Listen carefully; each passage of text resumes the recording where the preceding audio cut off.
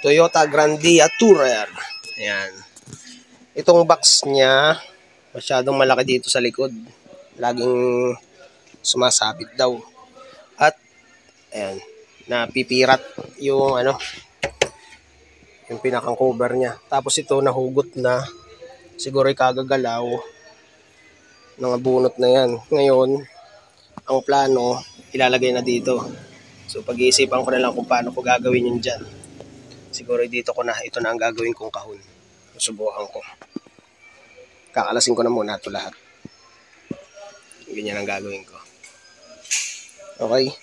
Tingnan ko muna kung magkakasya lahat, pati ito speaker. Okay, kinalas ko na. Ito na yung pinakang active ampli niya. At ito naman yung speaker. Hindi naman siya ganong kakapalan. Yung kapitbahay lang. Ayan, dito ko na ilalagay yan. Gagawan ko na lang siya ng build up na woodwork. Tapos syempre yung cover. Panama lang lahat yan. Ang angas gar. Tapos ito syempre dito ko na ilalagay. Panalo. Ayun, bubuhan ko na muna ito ng bubuhan ko na muna ng box yun. Kahoy lang na basta dyan. Yan. Okay. Ayan mga boss, nakat ko na yung plywood. Ayan. Ganyan ang itsura niyan. Dito sa taas. Pwedeng sa taas, pwedeng sa ibaba. Titingnan ko na lang kung alin ang mas babagay. Pwedeng sa taas or pwedeng sa baba yung pinakang player natin, yung pinaka-ampli. Ito. Yan.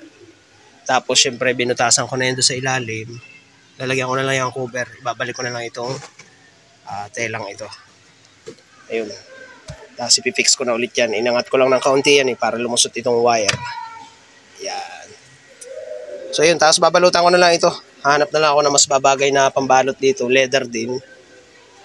Yan. Tapos syempre ito, ibabalik ko din ito. Lalagay ko rin ito dun sa niya. Sa likuran. Ayan. Okay. Malapit na ito. Kaunti na lang. Ayan, nailagay ko na mga boss yung pinakang ampli niya. Okay. Tapos yung kanyang dito, yung pinaka-sakit ng input, hindi ko kasi matanggal yung pinakang pin niya. Ihinang ko na sana. Kaya ang ginawa ko, inihinang ko na yan sa likod. Ayan, diyan ko na inihinang sa likod. Para dito rin naman ako maglalagay ng wirings niya sa likod. Dito. Para yung input natin ng ng power, ng audio, ayan, sa likod na siya. Pero yung power niya, nagbutas ako dito. Ayan. Malapit na ito. Sasalpa ko na lang yan dito. Tapos ay yung speaker. Ayan, naikabit ko na mga boss yung panel. Pati yung sa power source niya. Pati dito sa may yung sa RCA niya. Naikabit ko na rin. Bali yung na lang ay kakabit ko dito. Yung speaker. Titistingin ko muna to. Tapos yung cover nung datihan niyang box, inilagay ko rin yung sapin niya sa likod. Yan. Ito na yung itsura niya. Dati nakabox yung datihan niya. Ay gawa ng lagi itong pinupull out. Ay naputol yung kanyang sakit. Kaya ginawa, dito na namin nilipat. Naman na to. Nakasit up na ito dati pa. Yan.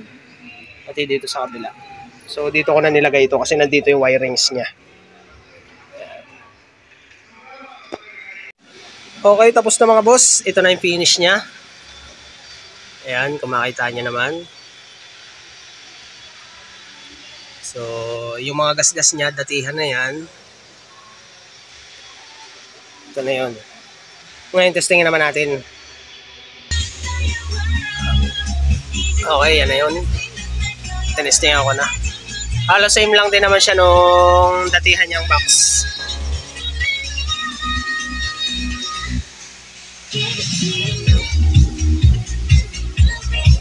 Okay.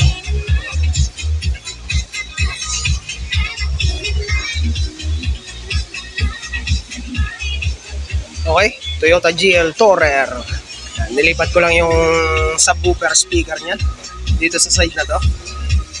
Yan, binildapan ko siya ng kahoy, ng woodwork.